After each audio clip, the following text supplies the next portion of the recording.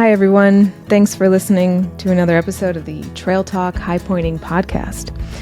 And as you know by now, the podcast has undergone a rebranding, and I now have a cool new logo and a new name, plus some other cool features. And none of this would have been possible without the help of a graphic designer and fellow high pointer named Rob Gillern. So big thanks to Rob. And you may have also noticed that the podcast now comes out on Wednesdays instead of Mondays. So we had this cool idea of Wednesday being like the summit of the week because you're only halfway there. And also everyone with a podcast releases a new episode on Monday. So it was a good way to stand out too. Now, last week's episode featured RMI Expeditions guide Mike Haugen, and he was talking about the Washington State high point that he guides on, Mount Rainier, among many other high points that he's done. And I also wanted to do a community spotlight in Washington State, actually not far from Rainier. So today's episode is going to feature an organization called Recovery Beyond. And they use the outdoors to help substance abuse addicts achieve sobriety and thrive in a new way of living. And I was fortunate enough to get an interview with the executive director of Recovery Beyond, Wright, and a staff member who is also a former participant in the program, and you'll see her in the second half of the episode. Her name is Angie. So Megan and Angie are actually both recovering addicts themselves, and they have found and maintained sobriety while being exposed to outdoor adventures like climbing and hiking and running and even cave exploring. So you'll hear from both of them in today's episode. And the way that it's structured is that the first half of the episode will be Megan, and she'll talk about the Recovery Beyond mission and what she has done within the program and a little bit of her story as well. And then the second half of the program will be Angie. And Angie talks about her addiction story and how she's achieved sobriety and how that was possible through Recovery Beyond. And she'll also talk about what she does as a staff member and peer leader in Recovery Beyond too. They were both excellent conversations. Megan and Angie both love their jobs, and it was so much fun talking to them. And I also include resources in the show notes and at the end of the YouTube video. If you're interested in donating to this organization, I highly encourage that, because Recovery Beyond and Megan and Angie, and I'm sure the other staff members too, are not just people that talk about or think about changes that they want to see in their community or in society in general. They do it. And what they do has a direct effect on people's lives and their community and in society. I hope you enjoy this episode. And before I go, I want to let you know that if you're listening on Apple or Spotify, head over to the YouTube channel. It's Trail Talk High Pointing Podcast is the name of the YouTube channel. And there you can see the video interviews that I do with guests. So you can see the person that I'm talking to. And I think the best part of the video interview is that I add photos at the end of every video, and they're photos that the guests send me. So in this video, you can see the participants of Recovery Beyond, and you can see the activities that they've done. You can see Angie on, some of her summits. You can see Megan with some of the participants on bike rides and on hikes and stuff like that. Thank you for listening, and I hope that you enjoy this week's episode of the Trail Talk High Pointing Podcast. Hi, everyone. Welcome to the Trail Talk High Pointing Podcast. And the community spotlight that we're doing today is a program called Recovery Beyond, which takes addicts into the outdoors as a part of their sobriety journey and recovery. And here with us today is the executive director of Recovery Beyond, Megan Wright. Megan, thanks for being here. Thanks for having me. It's exciting. This is. Now, I want to tell all the listeners how we got connected. And it actually goes back a few years to 2021 when I signed up for a climb on Rainier.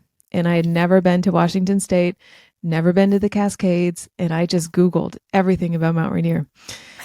And I was on Amazon Prime, and I'm like, I want to watch a movie about Rainier. Like, what's out there? And I saw this documentary called A New High.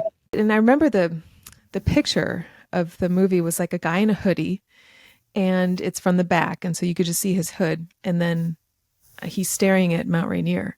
I was like, oh, I wonder what this is about. And that's when I learned about the Climbing Out of Homelessness recovery program that Mike Johnson started out of the Seattle Union Gospel Mission. Mm-hmm. But what really captured my attention were the stories of everyone participating in the program. And I thought, wow, this is a really, really interesting program that exists. And how powerful is it to use the outdoors, and especially a mountain like Mount Rainier, as part of someone's recovery journey. Yeah. So when I wanted to do a community spotlight on Washington State, I was like, well, I wonder if climbing out of homelessness is still a thing. And I Googled and I found Recovery Beyond, which is what came out of that program, I believe. Yeah. And that's how we got connected. So thanks for doing this and for telling our listeners all about your program. And so can you tell us a little bit about how you landed the role that you have as executive director and what Recovery Beyond stands for? Well, we have a little bit in common because before Recovery Beyond, I had never even stepped a foot in the Pacific Northwest. And Okay. so, it really was kind of kismet on a lot of different levels. So Recovery Beyond has been going through a transformation over several years. It did start as the Climbing Out of Homelessness program, and it was so successful. The folks that went through that program really, the statistics of them maintaining their sobriety and their recovery pathway afterwards were staggering. And so Mike Johnson and those that were involved in that first phase really wanted to find a way to expand it and reach more people because they felt they had some magic sauce, right? Mm-hmm. And they tried to expand it, but really it's hard to take a program that's very narrowly focused and invested in a small group of people and make it sustainable on a larger scale. To scale that out is really difficult. And so that's when Recovery Beyond sort of began and started finding more diversity in the kinds of activities that it provided and trying to find a more geographically diverse population, not just targeted towards one mission, but open to all those in the recovery population who would benefit from this kind of program. And so we started doing that, and COVID hit, and everybody's got a COVID story, right? Yeah. And, it had an impact on Recovery Beyond. And the board of directors decided they were looking for a really big new direction and looked for a new executive director. But I don't think they meant to look nationwide.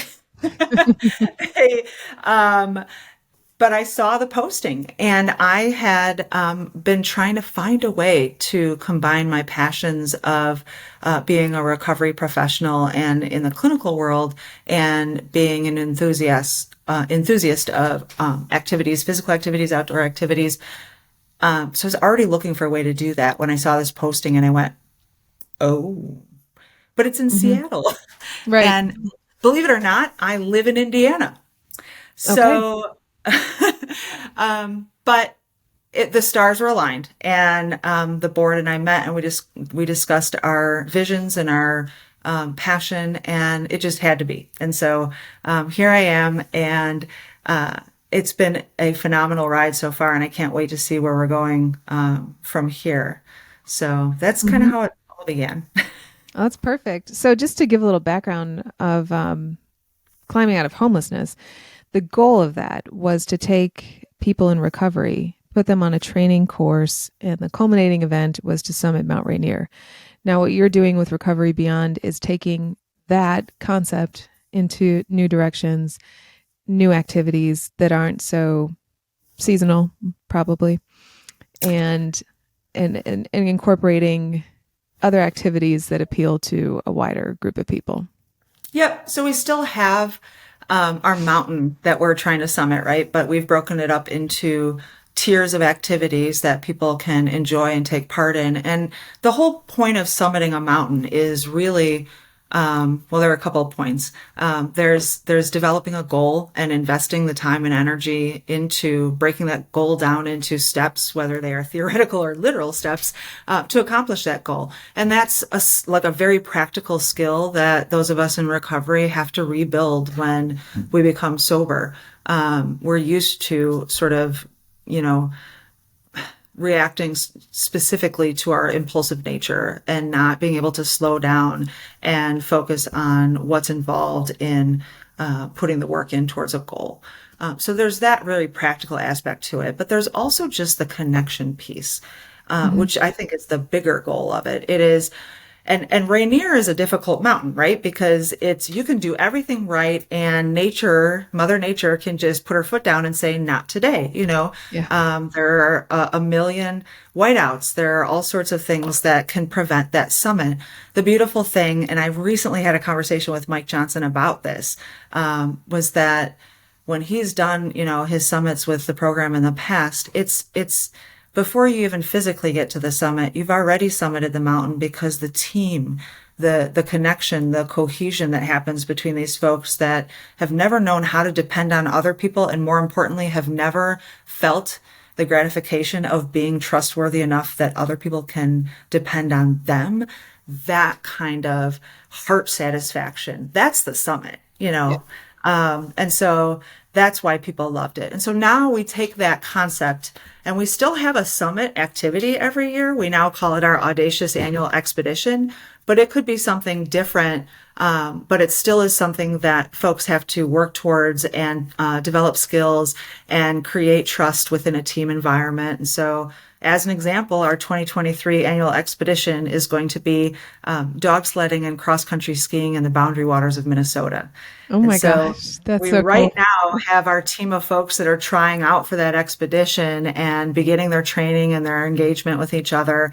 And they're super stoked. And in December, we'll have our small team that goes together and is going to live in this ice world and rely on each other and have that Wow. experience.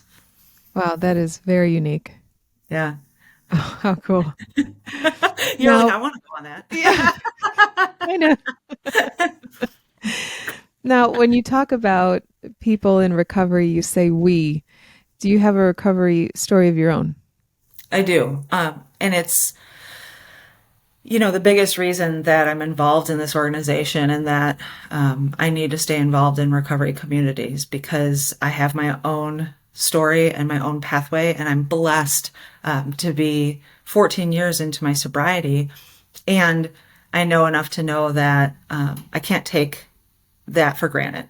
Right. I have to put the work in and keep the connection going every single day to make sure that I have the recovery that I want to continue to maintain. And so when I first got sober, I went back to school and I got the degrees and I entered the clinical world as a counselor and sort of clawed my way into administration and became a program manager and managed grants and then eventually, became a director and sort of primed myself from a skill perspective for what's needed to run this kind of organization.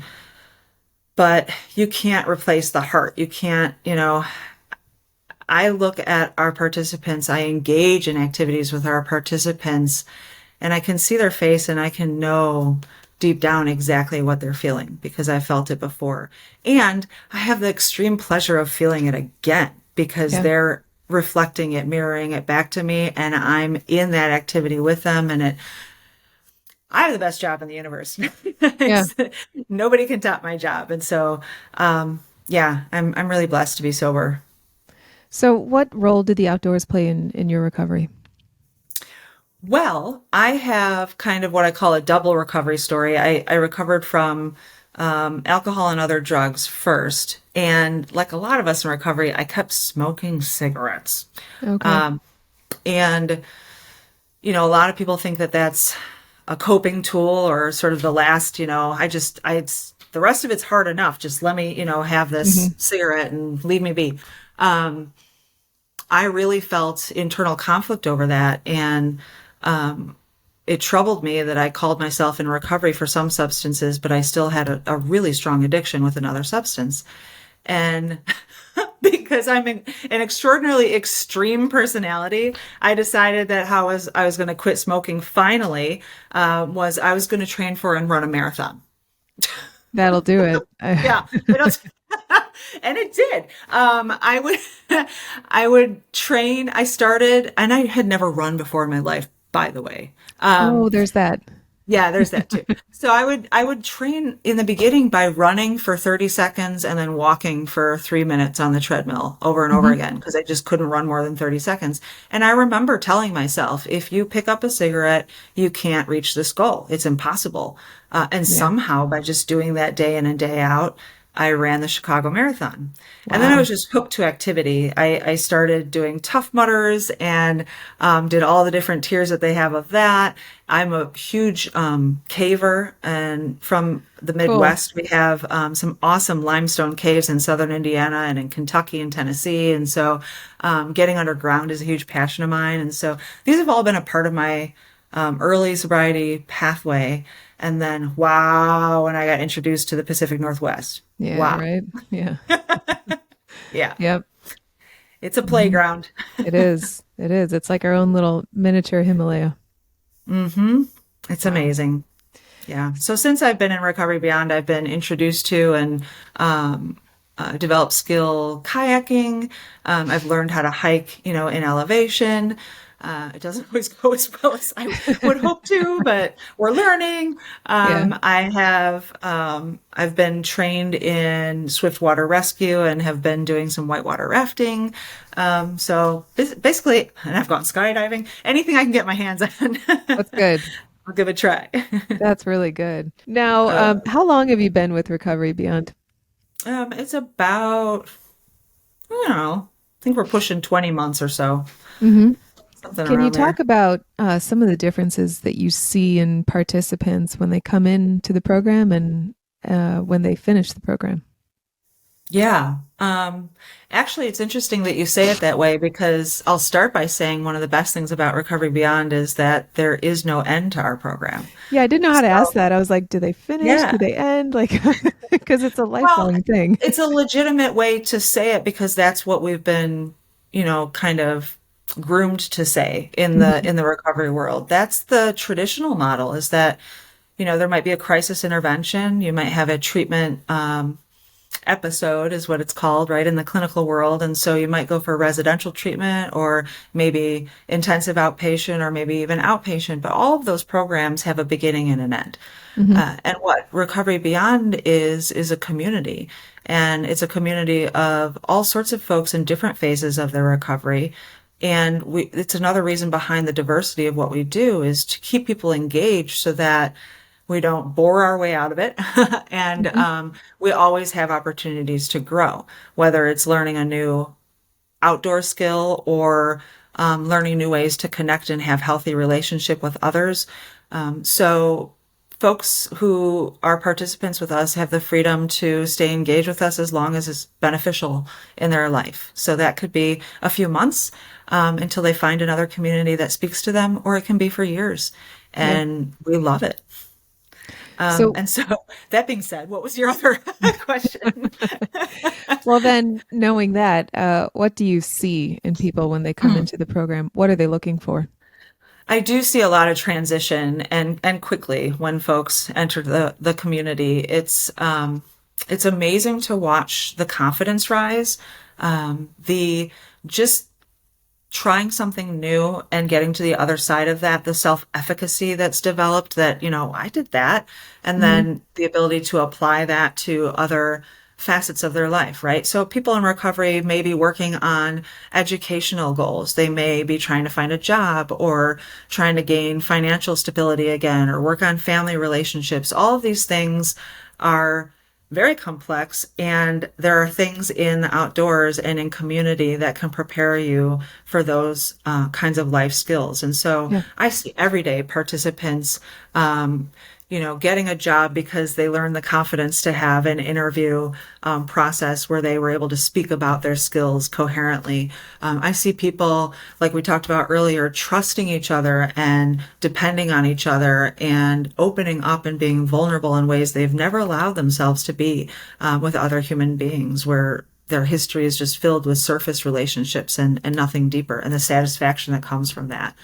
I've seen folks cry about the fact that they're joyful, that they thought that recovery was going to be another sentence, another, thing that they had to, stop. Yes, but that was going to have this gray cloud over their life, forever. And instead, we're showing that there are ways that you can celebrate life and be joyful and playful, and do that in recovery. And it's kind of a shocking revelation for a lot of people when they're Yeah. in an activity and they turn around and they go, "I'm having fun. I'm actually having fun." Yeah. It's very, very cool. Yeah. Do you see the connections that a lot of addicts don't have in their lives? Do you see those being formed when they're doing these outdoor activities that Recovery Beyond offers, like kayaking or hiking or climbing, whitewater rafting, yoga, boxing? Do you see those connections forming? Very much so. It's Mhm. forming in the activities. It's forming before and after when people are talking about the last activity they went to and what's coming up next. And then, we have ways for our community to engage outside of our activities as well. So we have a few different social platforms. Some are open to the public and some are closed so that participants can just talk to each other. And maybe that's about life stuff, or maybe it's about coordinating, getting each other to activities. And maybe it's just putting something up that is, hope everybody has a great day. Here's a funny picture to kind of give you a smile or whatever it is. It really is a family. Yeah.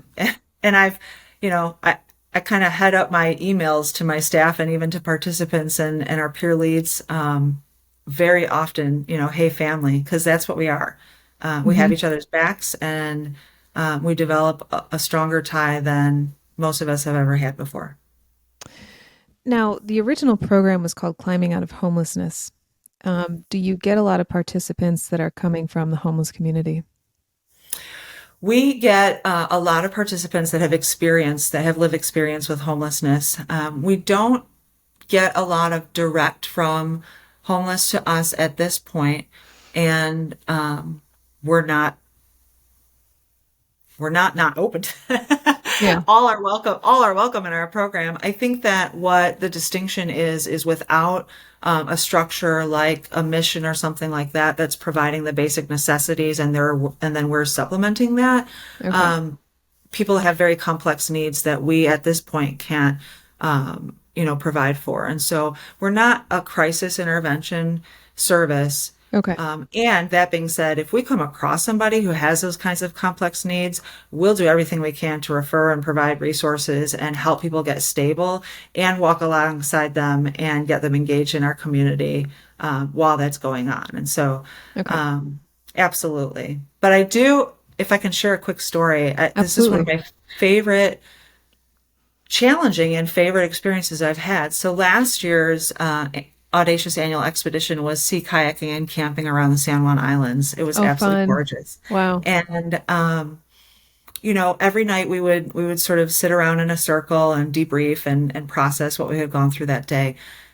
And there was one evening when one of our participants just started speaking very candidly about how he was struggling with the fact that we were outdoors in a tent. And he started talking about how he had a history of being homeless, Yeah. and it's not a really happy memory, and that And he you're in a tent.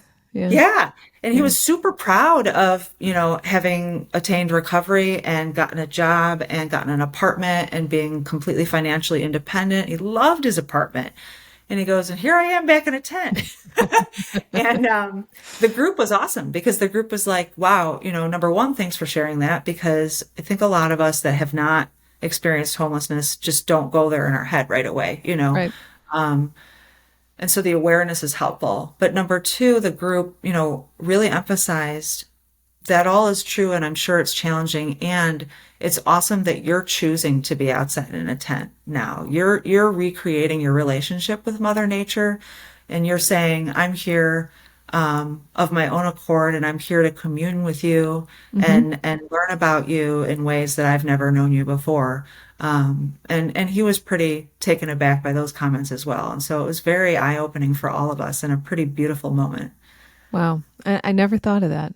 There Hmm. was a moment in the documentary, A New High, where Mike Johnson talks about the backpack that they are taking up Mount Rainier. And he said that that represents, I mean, when they were homeless, these participants, everything that they had in life a physical object was in a backpack. And now they have to do that again on a mountain. Everything you need will be in your backpack. It's interesting to think about those analogies and how in one situation we're choosing that, knowing that it's a challenge, and in another situation that's just all you have. Yeah. And I think to some extent it can be about reclaiming control, right? It's Yeah. about, celebrating your successes and saying, you know what, now I'm doing this on my own. Yeah. It's pretty cool. So do you see a lot of the participants change their lifestyle from Recovery Beyond? Were they typically not people who had exposure to the outdoors and now they can't live without it? I definitely see that all the time.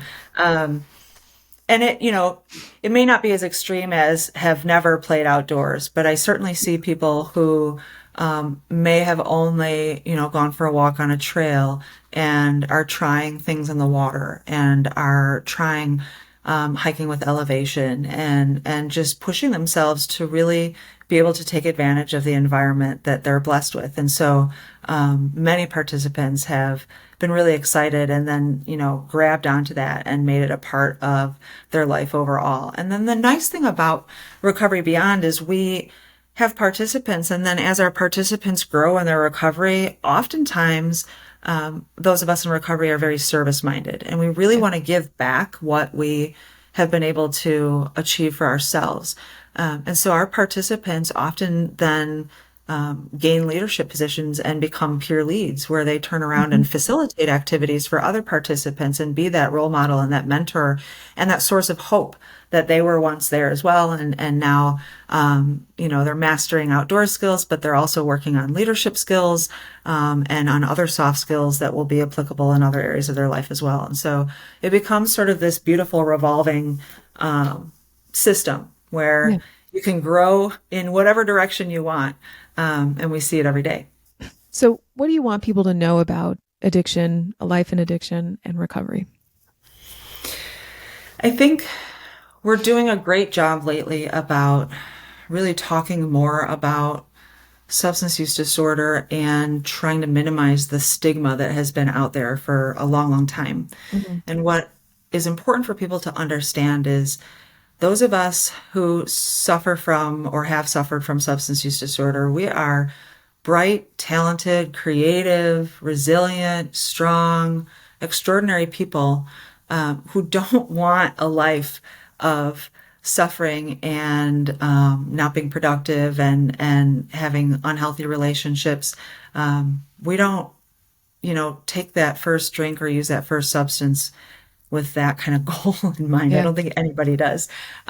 More often than not, those of us that are afflicted have a complex history of trauma. We have genetic predisposition. We have generational familial, substance issues that are very obvious in our family trees. And you put all those and a lot of times environmental issues too. You put all those together and it's sort of bound to happen. And I guess I would challenge people to think about this. Alcohol is a huge part of our society. It's in advertising, marketing everywhere. And many, many, many, a huge percentage of people try a drink before the legal age of 21. I wonder how many of those people, before they take that first drink, stop and think, well, my aunt had trouble with alcohol and my uncle had trouble with alcohol, and maybe I have a genetic predisposition and I had a few trauma things going on in my and on and on and on. Nobody stops and thinks about all those things. We just all are in the right situation where it's offered to us and we say, we'll give it a try. Some people do that and they luck out and they don't have an issue. And some of us don't. We have an issue. And it's just kind of the luck of the draw. But if we're given the right opportunities and the right resources and the right ways to develop skills and celebrate life, we will fulfill our potential and we'll be the amazing people that we are meant to be. So what do you want people to know about the Recovery Beyond mission? I want people to know that we are here really to capture the spirit and to think about recovery as just another word for living, that we're just people, and we are just trying to live and celebrate and be joyful, and have connection. And Recovery Beyond offers a community where that's possible. And I think what we're very proud of is we don't let the established system and sort of the quote unquote, this is the way things have always been done, dictate how we're going to offer our program. We offer our program for our people and for what they need and desire and ask for. And then once we know that, we figure out a way to make it happen. Yeah. And that's a little backwards from what most people do. Most You're people right. or organizations, look for a way to feed themselves first and then hand that out to people.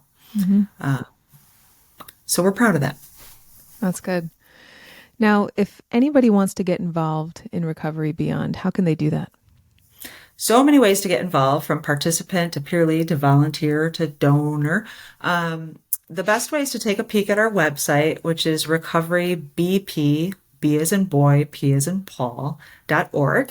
And there are easy to find donation pages. There is an interest form for anybody who would like to explore becoming a participant. And there's also an email address where if you just have questions or want to talk or whatever it is, it's info@recoverybp.org. And where is Recovery Beyond operating out of? Now, I know they're in Washington State. You are in Indiana. Where are the services provided?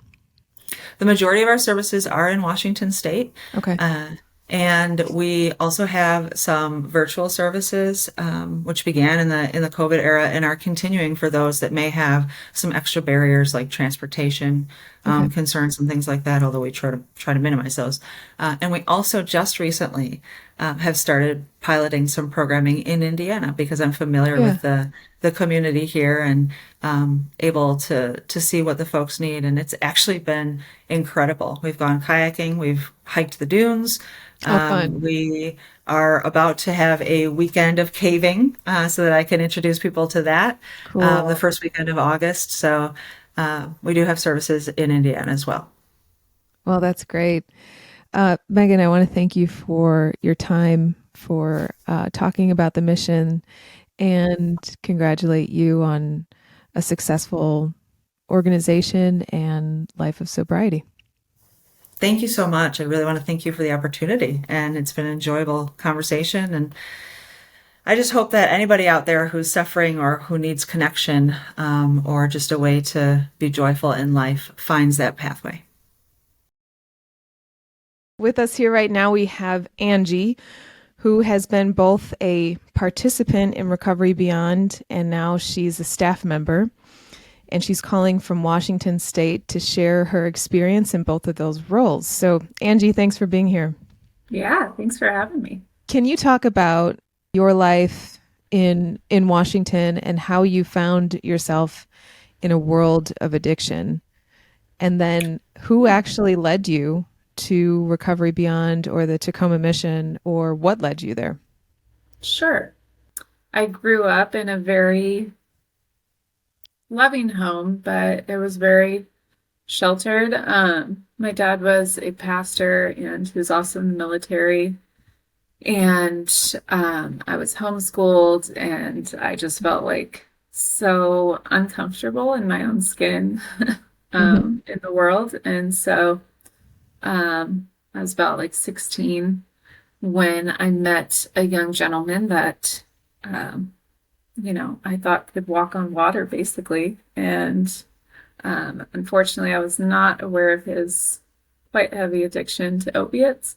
Okay. And so he was the one that first introduced me to painkillers. And it was just a moment when I first tried that like all of my anxiety and just awkwardness felt like it left my body, and I just felt comfortable in my own skin. And so it was just one of those moments where it's like, oh, this is what I've been missing. Yeah. And I was just really naive about all of it. And it just really got a hold of me where I felt like that was what I needed in order to get through life. And that led to off and on since I was about 16 at that time. And then the first time I went into a year-long program was when I was 25 in 2015. Okay. So So it's did you take yourself to recovery?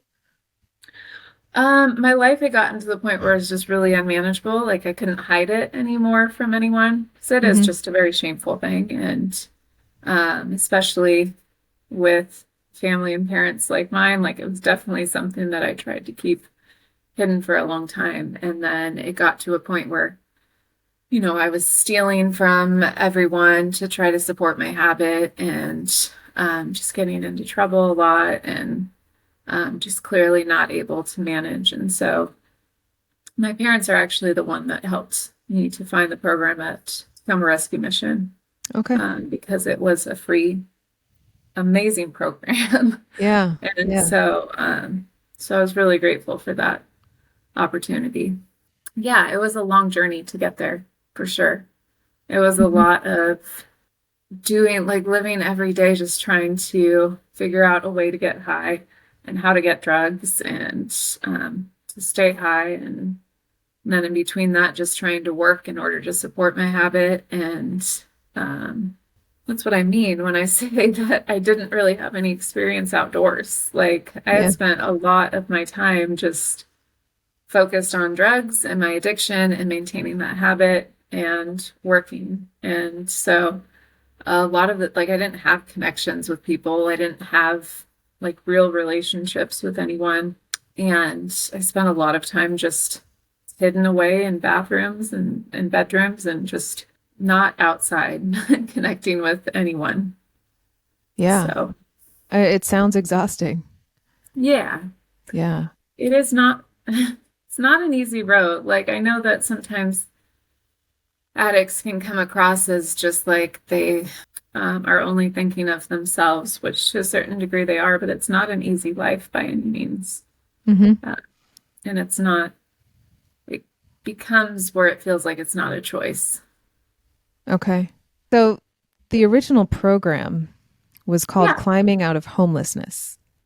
Now, did you Yes. experience homelessness, or was the first time that you were with, the homeless participants was when you entered the program?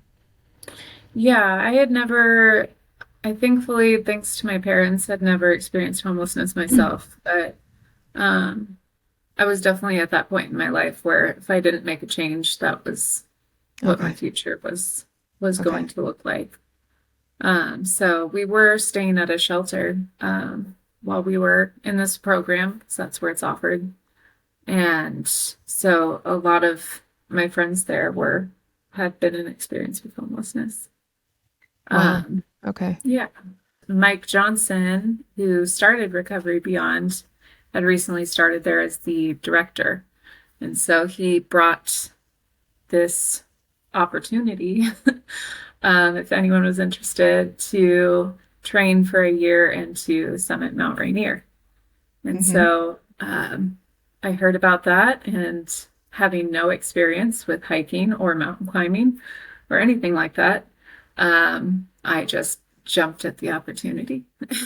So what made And you want to summit Mount Rainier? Is it a mountain that you've been looking at for a long time and thought maybe? I never thought maybe. I never thought like even possibly. I thought that's a really pretty mountain, and I grew up with it, like seeing it my whole life. My mom especially would, when we were growing up as kids, like she would just point it out anytime we drove past it or it was Hmm. out in all its glory. And so I associated it really with my mom and like Wow. called it my mom's mountain. And Hmm. so I just thought it would be really exciting to even attempt to try to climb it. And it Yeah. doesn't look as big when you're like far away. It's just when you Right. get up close where you're like, oh, it's really big. Yeah. But Yeah. yeah. So what was the training like with Mike Johnson? So for the listeners and the viewers who have seen the documentary A New High, we kind of watched the participants go through training, in terms of increasing their levels of fitness wherever they started from to putting on crampons and walking across a ladder that was resting on a bench, between two benches, and learning how to Yeah. rappel and things like that. Is that what you went through? A lot of it is, yeah. We didn't do, I know there's one point where they're like rappelling from a bridge, I think. Yeah. We didn't have anything like that. Okay. I did, we did do a training climb at Mount Hood, and I was able to rappel That's down from right. the summit of Mount Hood, which was really fun. Cool. But no, training mainly was a lot of like training climbs and hikes. They have like a series that they kind of prepare for you to just get used to like different techniques Hmm. that you're going to use on the mountain. And so they train you how to do like rest step and how to really focus on your breathing. And I had no idea that I needed to learn how to breathe properly Right. mountain, but that is something that you should learn to do. I was Yeah. very grateful. But we did a lot of running, to be honest. It was a lot of, I think I got up to running like 13 miles, and I was not like Wow. an avid runner, so it was difficult. But How did um, you feel physically after going through that training, so compared to good. how you felt when you came into the program? Yeah, when I came into the program, I felt really broken and like just really weak. Like I had just poisoned my body for 10 plus years, off and on. And so I just, having gone through like detox um, and I quit cold turkey. And so I really felt like completely depleted in my body and just really Yeah. weak. And so, um, yeah, by the end of the training, I had this definitely inner confidence and just like glow about me from building up that strength and just seeing how amazing the human body is that it can Hmm. bounce back. Yeah. It's really resilient. So it was awesome. So what about the other participants? Did they have a similar experience? The majority of the other participants were in the men's program, and so I didn't really train with them a whole lot Okay. except for on the hikes. Okay. Um, I think we had maybe one or two other women who ended up not summiting, but we trained somewhat together. Yeah. I mean, it's not for the faint, it wasn't for the faint of heart. No. And it took a lot of, I had Allison who was in charge of training the women's program, and she just really like pushed me. I mean, she would show up at my door at like 5 in the morning and be like, let's go for a run. I was Hmm. like, I'm not awake yet. But yeah, but we still like, we would communicate through like email and text and everything with each other and just kind of like cheer each other on That's and awesome. celebrate our victories. So, So yeah. were the people training you volunteers of Recovery Beyond, or were they staff, or were they guides, mountain guides? It was a whole variety. Mark Ursino, who's also one that started Recovery Beyond, he is an avid climber and has done a whole lot of amazing stuff that I can't even begin to list. But he was the one who led a lot of our hikes and climbs and everything, Okay. along with Mike Johnson. And Hmm. then Allison was actually in charge of like the children's program at the Tacoma Rescue Mission. And Okay. she heard about the opportunity through Mike, and he asked if she wanted to lead the women's program, and she said, sure. So, Yeah.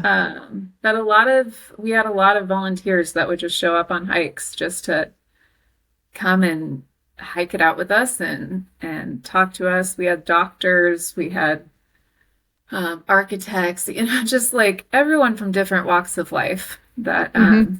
that I really appreciated because I felt so different. Like Sure. I didn't feel like I could fit into like normal society. And so I think that's the beauty of just the outdoors and nature is it kind of like just levels this field of just like we're just out here to go enjoy nature um and just have a community together. So So were you sober when you showed up to Recovery Beyond? Did you already have some time in sobriety? yeah, I had about a couple months before the opportunity presented itself. Okay. to And, start and were training. there ever any moments throughout the training? Because I know in the documentary we saw some moments of temptation, Yeah. in one of the participants and then he wasn't allowed to summit since he did kind of fall off the Yeah. wagon. Did you ever experience anything like that? I didn't experience anything like that while I was like before I summited Mount Rainier.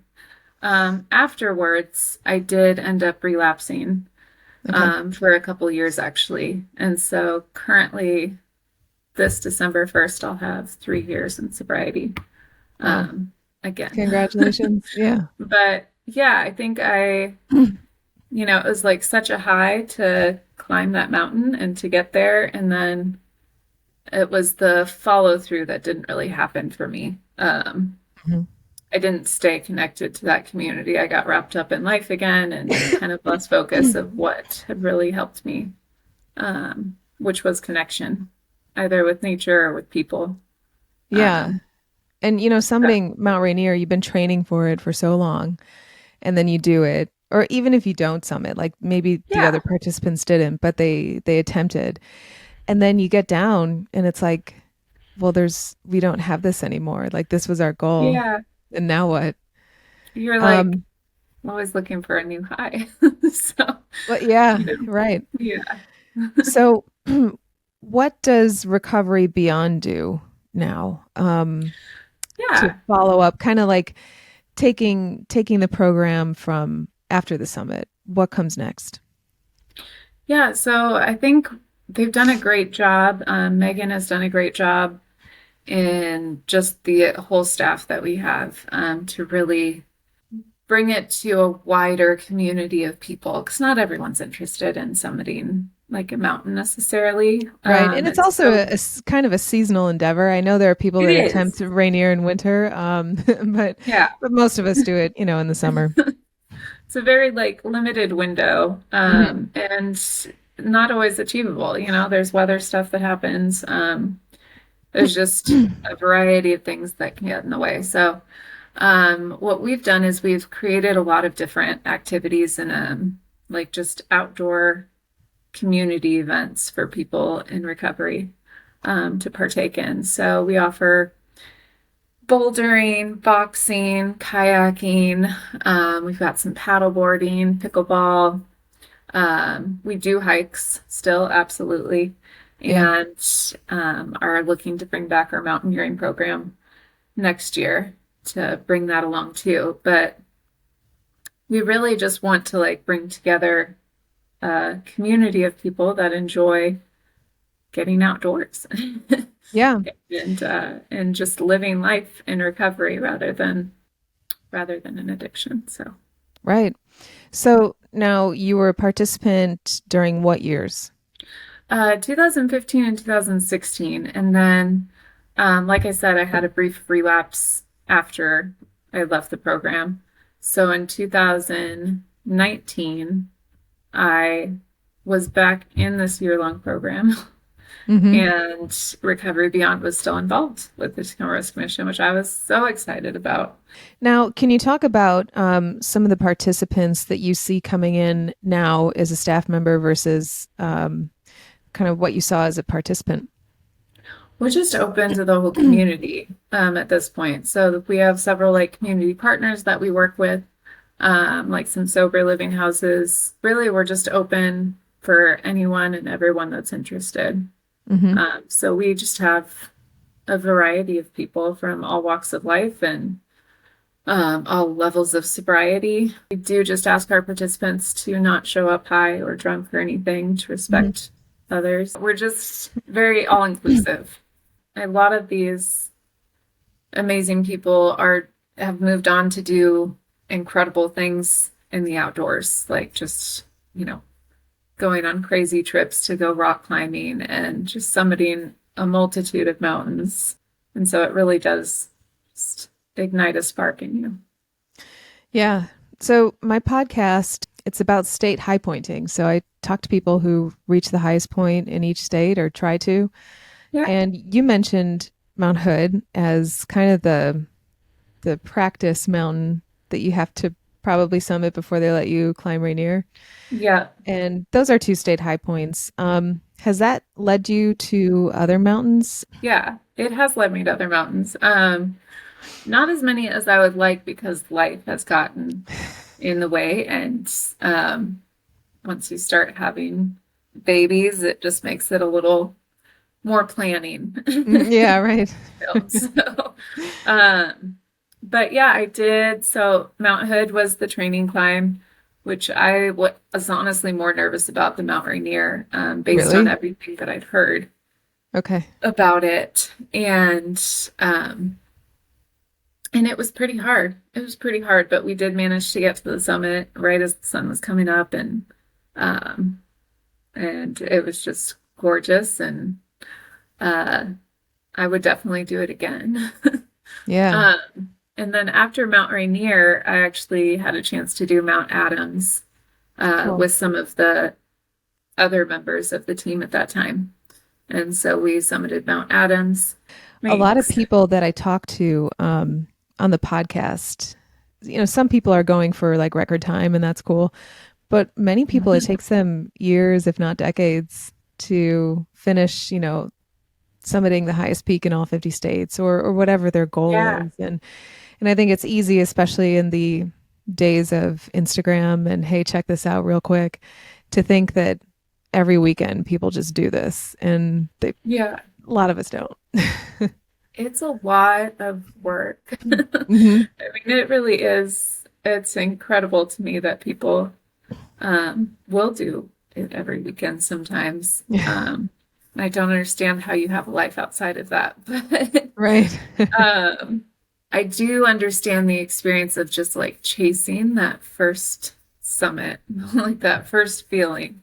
Hmm. Because I know, like, standing on the top of Mount Rainier, it's just a feeling that I'll never be able to really fully describe in words. Right. Just how incredible it felt to just be looking out over the clouds and over the city, um and and then now I get the joy of seeing this mountain, because I still live in Washington State, Hmm. seeing that mountain and being able to point it out and be like, I stood on top of that. Yeah. You get that like fire in you where you're like, okay, I need more. Like I want Yeah. to go and experience more. And Um, that's a good thing to chase. yeah, Yeah. I have found that through kind of sharing that experience with other people that through Recovery Beyond that haven't experienced that either is how I've gotten that same feeling, is Wow. watching them stand on top of their mountains and being like, Hmm. look at you, you did this. Wow. And just seeing that like faith in themselves start to build up. It's awesome. So can you talk about the role that you play right now in Recovery Beyond as a staff member? What's your position and what do you do? Man, I'm so blessed. Yeah. I'm like, I still can't believe that I have the opportunity to work for this organization. Hmm. So I am currently, it's called a Recovery Beyond coach, Okay. but it's a peer support specialist is mainly what I do. And so after I had my daughter last September, I was certified as a peer support specialist and had no idea what I was going to do with it. It was just something that I felt led to do because I wanted to share my experience with other people and to help them. And then a couple months later, Jess, who I had mentioned before, called me and was like, would you like to potentially come and work for us part-time? I was like, oh my gosh. Yeah. Like, yes, sign me up, absolutely. And so I started May 1st of this past year. Wow. So fairly recently still, but yeah, I currently really just have the opportunity to connect with other people and to plan different activities and events. I've led a few hikes. After I have my daughter this September again, then I'm hoping to help revamp the mountaineering program and really start doing some training hikes with that and climbing some more mountains. Wow. That's incredible. So, do you plan to introduce your kids to the outdoors and Oh, have they already them? Oh, good. Good. I mean, this one has no choice right now, but Yeah. But yeah, my daughter Everly, who I almost named Everest, but Oh. did not happen. She's been on 4 hikes with me so far, and she's 10 months old. So Oh, wow. I want to get her outdoors as much as possible because that Hmm. wasn't something I fully experienced when I was a kid. So I want her to be a part of that. Yeah. Is there anything you want listeners and viewers to know about addiction and recovery? I think especially that it is possible. And I know that's like such a cliche thing to say, but for me personally, in my experience with addiction, I felt so isolated and just so different, and didn't feel like I would ever like find a place where I felt like I belonged. And through recovery, what's helped me the most was just connecting. If that's connecting with nature or connecting with other humans, but just finding that connection. So I would encourage anyone, if you start to feel that isolation and you're trying really hard to stay in recovery, get outside, Yeah. go for a walk in the woods, shift your focus, listen to the birds, like just appreciate the beauty that's all around you. Hmm. And also reach out to other people because other people do care so much and we all share similar experiences in some way. And so I think just being connected to others and to nature is the best thing. Now, if anyone wants to get involved with Recovery Beyond, whether it be volunteering or donating, how can they do that? Yeah, they can absolutely come and check out recoverybp.org and just click on the link that says Get Involved. It's got a Okay. community calendar on there. It's got ways that you can donate, sign up as a volunteer, sign up as a participant, anything that you're interested in. If you want to bring it to the table, we are happy to hear about it. That's We also perfect. offer virtual classes. So if there's anything that you're interested in teaching virtually, we're happy to do that too. But if you are in Washington State, specifically in like King County or Pierce County, we would just love to see you and get outdoors and do some fun stuff. Well, thanks, Angie, and congratulations on 3 years sober, and thanks for what you do for your community and for the organization. Thank you. Yeah, and thanks for being here too. This was awesome. Thank you so much for having me.